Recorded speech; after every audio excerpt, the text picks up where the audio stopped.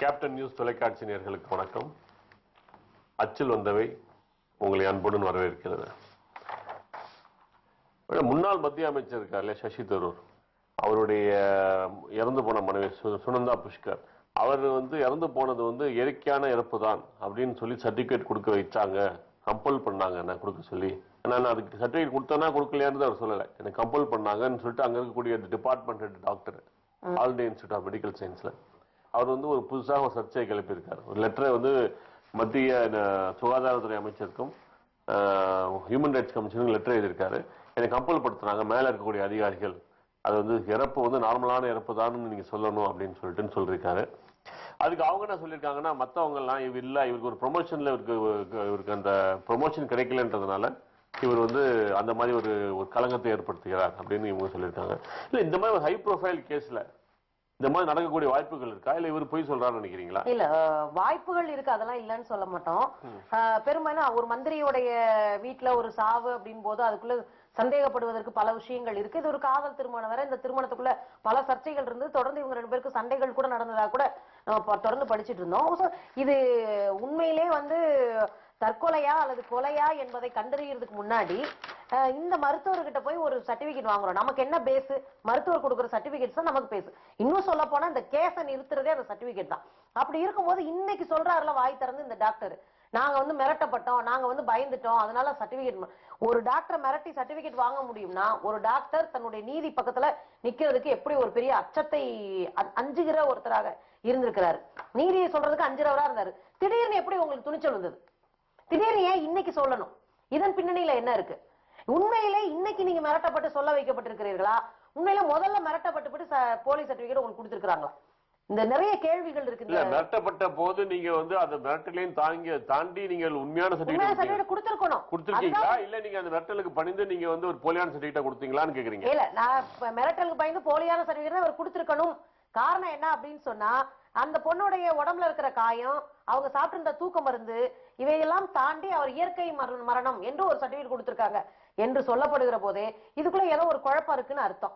நாங்க என்ன கேட்கிறோம்னா, அன்னைக்கெல்லாம் வாய மூடிட்டு இருந்துட்டு நீங்க, அன்னைக்கெல்லாம் நான் பயந்துட்டேன்னு சொல்லிட்டு இருக்கிற நீங்க, இன்னைக்கு திடீர்னு இந்த கேஸை திரும்ப ஓபன் பண்ணி அல்லது வெளியே கொண்டு சொல்ல வேண்டிய தேவை என்ன இருக்கு அப்படின்னு ஒரு கேள்வி இருக்கு. உண்மையிலேயே மக்கள் பக்கத்துல நியாயத்தில் நிக்கிற இது மாதிரி மருத்துவர்கள்லாம் ஒரு என்ன மிரட்டினாங்க, என்ன பயமுறுத்தினாங்கன்னு சொல்லிட்டு அடுத்த ஒரு ஆட்சி வந்த பிறகு இப்படி என்ன செஞ்சாங்க அப்படின்னு ஒரு ஸ்டேட்மெண்ட் விடுறது அரசியல் பின்புலம் இருக்கிற மாதிரி எனக்கு. அதாவது சார், ஒரு பெரிய டாக்டர், ஒரு டிபார்ட்மெண்ட் ஹெட், ஒரு ஆனா இது இதே நேரத்தில் இன்னொன்னு நீங்க பார்க்கணும், அவருக்கு ஒரு ப்ரொமோஷன் மறுக்கப்பட்டிருக்குது. அதையும் நீங்க பார்க்கணும். ப்ரொமோஷன் மறுக்கப்பட்ட செய்தி வந்தவுடன் இவர் இது ஒரு காரணமாக சொல்றாரு, அப்படியே எடுத்து பார்க்கலாம் இல்லையா? அதை இவர் பயந்துகிட்டு தவறான சர்டிபிகேட் கொடுத்துட்டாருன்னு கூட மறுத்திருக்கலாம் ப்ரொமோஷனு. ஏன் நீ பயப்படுற, உன்னுடைய டியூட்டி செய்யறதுக்கு அப்படின்னு கூட செஞ்சு, அது நான் ஒரு இதுக்காக சொல்றேன் ஆர்குமெண்ட். ஆனா இவர்கள் இது ஒண்ணு இல்லை சார்.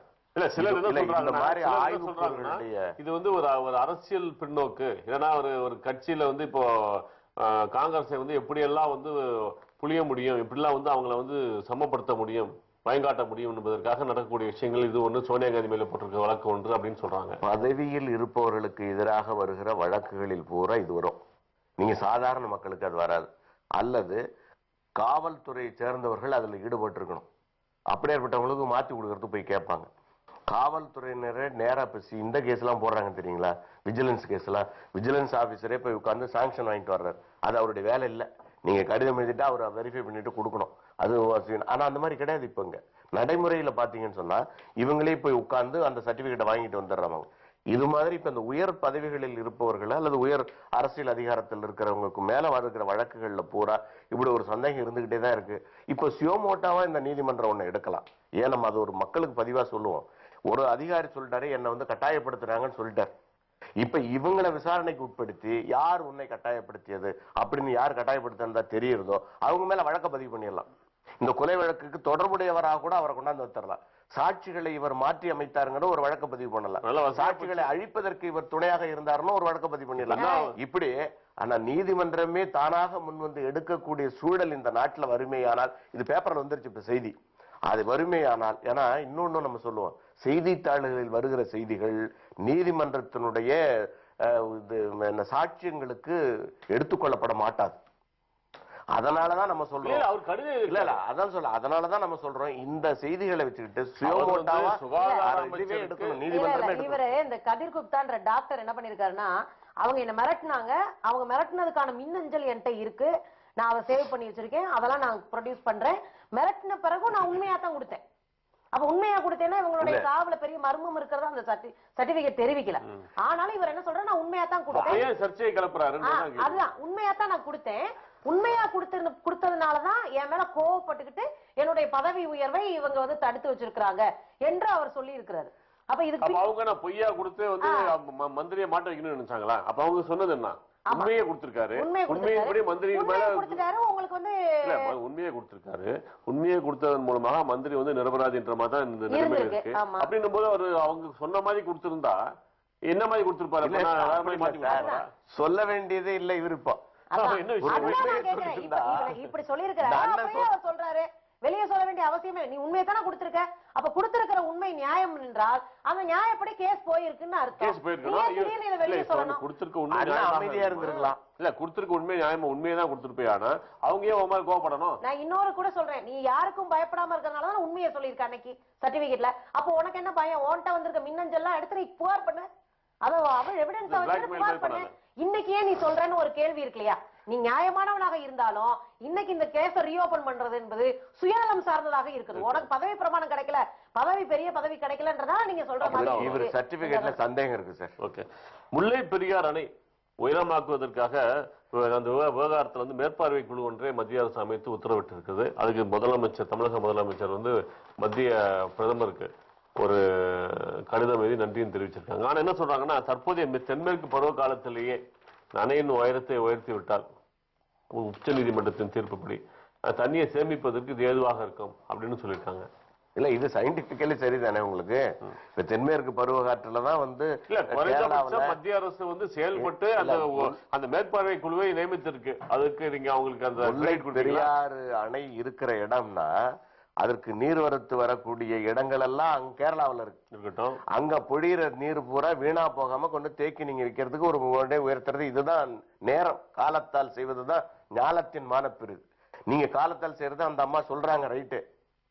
இப்போ பராமரிப்பு பணிக்கு போனவங்களையே கேரளா பார்டர்ல நிறுத்தி அந்த செய்தியை நீங்க பார்த்திருப்பீங்க, நிறுத்தி போக விடாம தடுத்துட்டாங்க.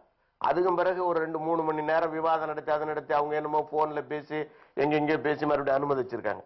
ஆக ஒரு திட்டமிட்ட ஒரு சதி அங்க நடைபெறுகிறது. உச்ச நீதிமன்றம் தானே கொடுத்திருக்கிறீங்க, இப்ப என்ன எங்களை தலை சீவி விட போறீங்க?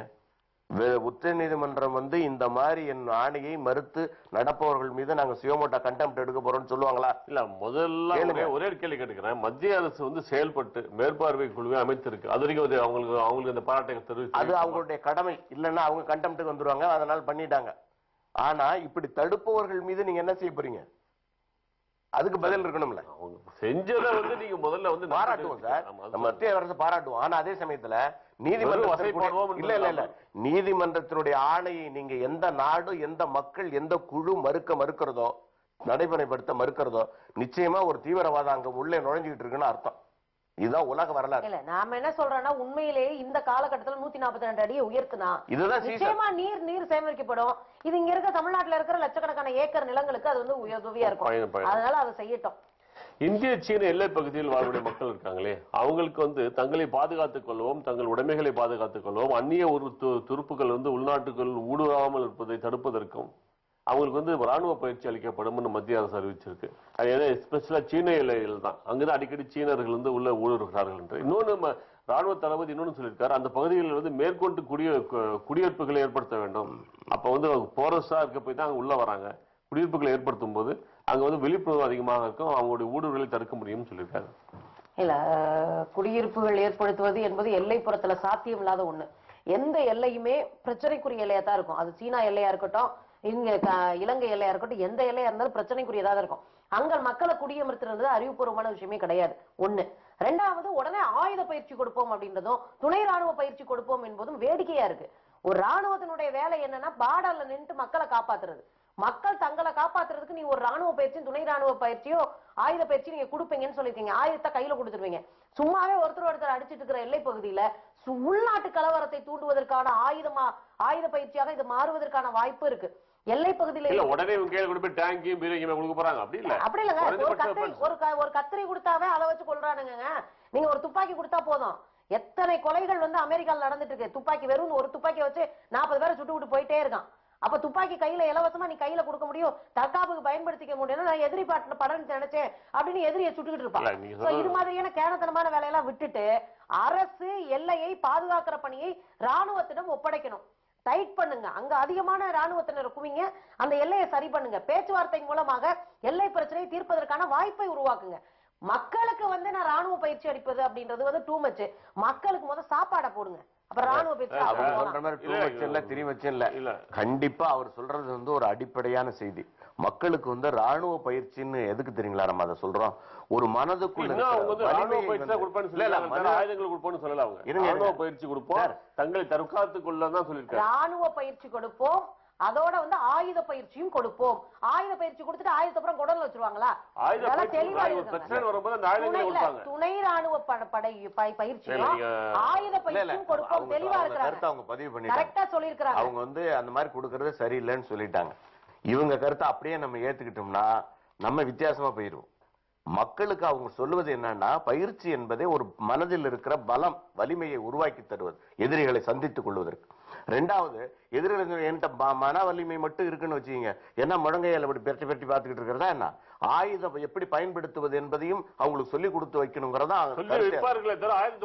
கொடுக்க போறது மன வலிமை மட்டும் ஒருத்தர் கொடுத்துட்டா பத்தாது, அவர்களுக்கு ஆயுத பயிற்சியும் கொடுத்து வச்சுக்கிறதுங்கிறது என்ன பொறுத்தவரை இந்தியா நாட்டில் இருக்கிற அத்தனை கோடி மக்களுக்கும் கொடுக்கணும்னு சொல்லுவேன் நான். ஏன்னு சொன்னா எவன் வந்தாலும் நம்ம எதிர்கொள்வதற்கு தயாரா இருக்கணும். அப்படி ஒரு பயிற்சி நீங்க தமிழ்நாட்டில் இருக்கிறவங்க கூட கொடுத்து பாருங்க. ஸ்ரீலங்கா வந்து அடிக்கிறாங்க.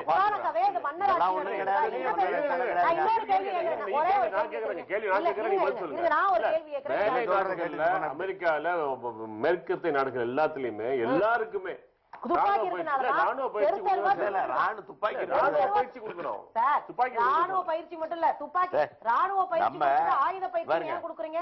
ஆயுத கையில கொடுக்கறதா இருங்க சார், ஆயுத கையில கொடுக்கறதா ஆயுத பயிற்சி. நான் இன்னொன்னு கேட்கிறேன், காஷ்மீர்ல பிரச்சனை இருக்குல்ல, எல்லா பிரச்சனை காஷ்மீர்ல இருக்கிறவங்களுக்கு நீங்க சொல்லுங்க, ஆயுதத்தை கொடுங்க. இதே துணை ராணுவ பயிற்சி, துணை ராணுவ பயிற்சி எல்லாம் கொடுக்கல சார். அங்க ராணுவத்தினுடைய கையில சிறப்பு சட்டம் இருக்கு. பண்டிட்டுகளுக்கு அங்கேயே வந்து பயிற்சி கொடுத்து வெப்பன்ஸ் கொடுக்கறது இல்ல, தேவைப்படும் பண்டிட்டுகளுக்கு பயிற்சி கொடுக்கறாங்கன்னா என்ன அர்த்தம்? அதுக்குள்ள வேற ஒரு அரசியல் இருக்கு. நீங்க அப்படி இல்ல. காஷ்மீர்ல கூட என்ன தெரியுமா முதலமைச்சர் சொல்றாரு, உங்களால முடிஞ்சா வந்து நுழைஞ்சு பார்க்க சொல்லு, நாங்க பாத்துக்கிறோம்ன்றாரு முதலமைச்சர். படை இங்க இருந்து போய் இந்திய நாடு பாதுகாக்கிறத விட எங்க மக்களே எங்களால பாதுகாக்க முடியற அளவுக்கு நாங்க வலிமை உடையவர்களா இருக்கணும் அந்த முதலமைச்சர் சொல்றாரு. நம்மளை பொறுத்தவரை இந்திய நாட்டில் இருக்கிற எல்லா இளைஞர்களுக்கும் ஒரு குறிப்பிட்ட வயது வரை கம்பல்சரி ட்ரைனிங் ஆஃப் மிலிட்டரி கண்டிப்பா இருக்கு. ஆயுத பயிற்சி கொடுக்கணும். இயல்பான ஒரு வாழ்க்கை வாழ்வதற்கான ஒரு வாய்ப்பை உருவாக்கி தருது அரசினுடைய கடமை. 3 லட்சம் கோடிக்கு மேல செலவழித்திருக்கிற ஆயுதம் சம்பந்தமாக ராணுவத்திற்கு செலவழித்திருக்கிற 3 லட்சம் கோடிக்கு மேல செலவழிச்சிருக்கிற ஒரு அரசாங்கம் மக்களை வந்து நான் ஆயுத பயிற்சி கொடுப்பேன், மக்களுக்கு நான் ராணுவ பயிற்சி கொடுப்பேன், என்ன நியாயம்? ஒரு ஆயுத பயிற்சி கொடுக்கலாம், ஆயுதங்களை கொடுக்க தேவையில்லை. பிரச்சனை ஏற்படும் போது அந்த ஆயுதங்களை கொடுத்து அவங்க பிரச்சனை வரும்போது இல்ல. நான் இங்க ஒரு கேஷுவலா ஒரு கேள்வி கேட்கிறேன். உள்ள ஒரு படம் வந்துருது, இவங்க ஆயுதத்தை பூரா கொடோன்ல வச்சு போலீஸ்காரங்க பாதுகாப்பா இருக்காங்க. அப்படி இல்ல, வரலாற்று சீனா சண்டையின் பொழுது நேரு வந்து ஒரு தவறு பண்ணிட்டாரு, கொண்டாந்து படைகளை காமிச்சிட்டாருன்னு சீனா சண்டையின் பொழுது இந்திய நாடு முழுதும் எத்தனை ஆயிரம் மக்கள் எடுக்கப்பட்டார்கள். ஏன் தெரியுங்களா? நம்மள்ட்ட வலிமை மிக்கவர்கள் இல்லாமல் இருந்தோம், நம்மளுடைய படை வலிமை இல்ல, ஆள் இல்ல, மக்கள் இருந்தாங்க, ஆள் இல்ல. நீங்க வந்து அதை வச்சுக்கிட்டு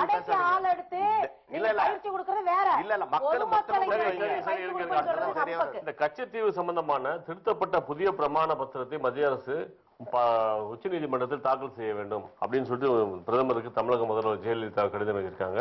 அது மட்டும் இல்லாம என்ன சொல்றாங்கன்னா, இது வந்து ஒரு வியப்பாக இருக்குது, இந்த அரசு வந்து மாத்தி கொடுக்கும் நாங்க எதிர்பார்த்தோம், ஆனா திரும்பி இதே பழைய அரசு கொடுத்த பிரமாணத்தையே இந்த அரசு திரும்பவும் மறு பரிசீலனைக்காக கொடுத்திருக்காங்க, மாத்தி கொடுக்கணும்னு சொல்லியிருக்காங்க. அது மட்டும் இல்லாம தமிழக மீனவர்களுடைய வாழ்வாதாரம் மற்றும் உயிருக்கு உரிமைக்கும் பாதுகாப்பு கொடுக்கும் வகையில் அந்த பச்சைத்தீவியை மீட்க வேண்டும் அப்படின்னு சொல்லிட்டு இவர் நம்ம வைகோ, ஜி.கே. வாசன், பாமக தலைவர் எல்லாம் பேசியிருக்காங்க. இதெல்லாம் இந்த பாசிட்டிவ் எல்லாம் பேசிக்கிட்டு இருக்கோம், அது வேற விஷயம். பதவியில இருக்கிற இன்னைக்கு 37 எம்பிக்களை வச்சிருக்கிறவங்க நம்ம நேற்று சொன்ன மாதிரி எங்களுடைய கச்சத்தீவு அதை தான் நான் சொல்றது. இலங்கைக்கு உரிமையானது அல்ல அது. நீங்க எந்த மன்னன் ஆண்டு கொண்டிருந்தாங்கிற வரலாறு இருக்குது. எத்தனை ஆண்டு காலம் வரை நம்மள்ட்ட இருந்துச்சுங்கிறது வரலாறு இருக்குது. எத்தனை ஆயிரம் ஆண்டுகளாக நம்ம மீன் பிடிச்சுக்கிட்டு இருக்கிறது வரலாறு இருக்கு. இத்தனையும் மறந்துட்டு போய் ஒரு மத்திய அரசு வந்து பாராளுமன்றத்தை கூட்டி அதுக்கு ஒரு விவாதம் நடத்தி அந்த நாட்டுக்கு நம்ம கொடுத்துருவோம்னு சொல்லி முடிவெடுக்காமல் கொடுக்கப்பட்ட ஒரு அட்மினிஸ்ட்ரேட்டிவ் கான்ட்ராக்ட் அது. இதுல வந்து நீங்க ரத்து செய்யறதுல ஒன்றும் சிரமம் இருக்காது உங்களுக்கு. அப்படி இல்லாம நீங்க இருக்கிற பொழுது இதை நீங்க மீட்டு தருவீங்கன்னா இந்த அம்மா கடிதம் எழுதினா எங்களுக்கு இப்ப தேவையே இல்லை, 37 பேரும் நாங்க பாராளுமன்றத்தில் வரமாட்டோம், எங்களுக்கு இந்த பாராளுமன்றம் இல்லை அப்படின்னு சொல்ற மனம் வருமா இவர்களுக்கு? அப்படி இருந்தாதான் இந்த அம்மா எழுதுற கடிதத்துக்கு ஒரு வலிவு இருக்குமே தவிர இந்த டிராமாலாம் எங்கள்கிட்ட போடக்கூடாது. இதான் ஏங்கிறது. அமெரிக்காவுடைய ஒரு நிமிஷம் சார், இவங்க கூட எழுதியிருக்கிற கடிதம் இந்த முறை அவங்க எழுதியிருக்கிற கடிதம் மிக தெளிவான கடிதமா எப்பொழுதுமே அவங்க தெளிவா தான். நான் அப்படிதான் பாக்குறேன். ரொம்ப கரெக்டா என்னென்ன பாயிண்ட்ஸ் எல்லாம் வச்சு இந்திய அரசாங்கம் பேசலாம் என்பது குறித்து அந்த கடிதம் இருக்குது. அவங்களுக்கும் தெரியுங்க. நான் என்ன கேக்குறேன், இந்திய அரசாங்கம் பேச மாட்டாங்க. நீங்க காங்கிரஸ் பிஜேபி ஒண்ணா பார்க்க முடியும். பிஜேபியும் ஒரே மாதிரியான விஷயங்களை முன்வைத்து கோர்ட்ல இது எங்களுக்கு சொந்தமே இல்லை என்று சொல்லுகிற போது எப்படி இது எங்களுக்கு சொந்தம், இந்த 285 ஏக்கர் நிலமும் எப்படி இந்த சின்ன தீவு எங்களுக்கு சொந்தமா இருக்கு, அதுக்கு என்னென்ன எவிடன்ஸ் இருக்கு, அதை எப்படி கைப்பற்றணும், இந்திய அரசியல் சாசன சட்ட திருத்தம் பண்ணாம நீங்க எப்படி நாட்டினுடைய ஒரு பகுதியை ஒப்படைக்க முடியும் என்கிற நுணுக்கமான புள்ளிவிவரங்களோட இதை முன்வைக்கிறாங்க. பதில் கொடுக்கல. ஒரே ஒரு செய்தியை மட்டும் சொல்றேன். சொல்றத வந்து பதில் சொல்றதுக்காக இல்ல, மக்களுடைய முதல்ல பதிவு செய்யறத சொல்றோம். இந்த மண் வந்து இலங்கைக்கு சொந்தம் என்று சொன்னால் எங்களுடன் நீங்கள் ஒப்பந்தம் செய்து கொள்ள வேண்டிய அவசியமும் இல்லை, இந்திய நாடு ஒப்படைக்க வேண்டிய அவசியமும் எந்த நாடும் வந்திருக்காது. எங்களுக்கு சொந்தம்ங்கிறதால தான். அமெரிக்க உளவு நிறுவனம் அந்த NIA இருக்கு இல்லையா, அவங்க வந்து பிஜேபி கட்சியை உளவு பார்த்தாங்க அப்படின்னு ஒரு செய்தி வந்திருக்கு வாஷிங்டன் போஸ்ட்ல. அந்த பிஜேபி கட்சி வந்து இதை சீரியஸா எடுத்துட்டு இருக்காங்க. அமெரிக்க தூதரை கூப்பிட்டு ஏன் இப்படி நடந்தது எச்சரிக்கையும் எடுத்திருக்காங்க. அமெரிக்கா வந்து இது பிஜேபி கட்சி மேல மட்டும் இல்ல, உலகத்திற்கு எல்லாரையும் உளவு பார்க்கறதா வேலை. அமெரிக்காவுக்கு உளவு பார்ப்பது என்பது ஒரு தனி படையை வச்சு உளவு பார்த்துட்டு இருக்காங்க. கொஞ்ச நாளைக்கு முன்னாடி எண்ணெய் உற்பத்தி செய்கிற அந்த கூட்டமைப்பு, எண்ணெய் உற்பத்தி செய்கிற அந்த நாடுகளினுடைய கூட்டமைப்பு இருக்கு இல்லையா, அந்த கூட்டமைப்பு நிறுவனத்தை வந்து உளவு பார்த்த கதைகள் உண்டு.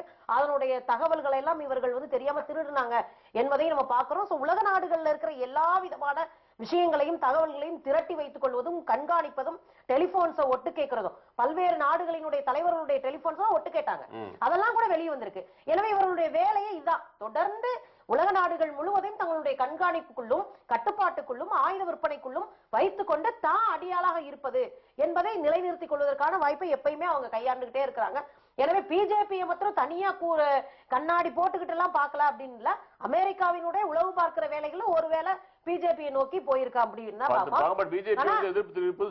ஆமா கட்டாயம். என்ன பத்தி நீ வந்து உளவு பார்க்க வேண்டிய தேவை என்ன இருக்கு என்று பிஜேபி காரர்கள் கேட்பதுல ஒரு நியாயம் இருக்கு. இது அமெரிக்காவினுடைய அடாவடித்தனத்தை. சின்ன இடைவெளி பார்ப்போம் நேர்களே. அச்சில் வந்தவை ஒரு சிறிய இடைவெளிக்கு பிறகு.